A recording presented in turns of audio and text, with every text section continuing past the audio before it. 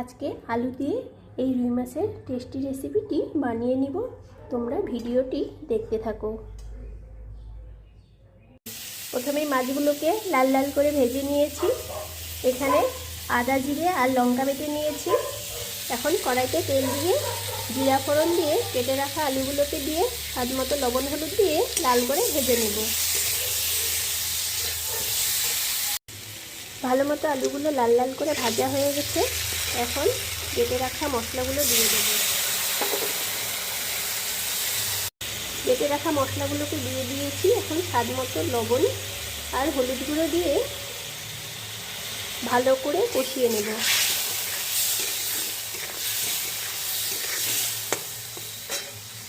মশলা দিয়ে ভালো করে কষিয়ে নেওয়া হয়ে গেছে।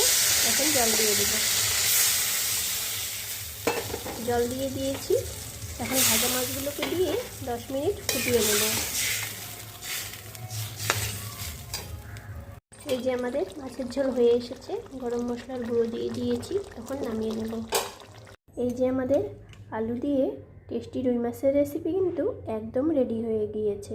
তোমরা কে কে খেতে পছন্দ করো অবশ্যই একটু কমেন্ট করে জানিও।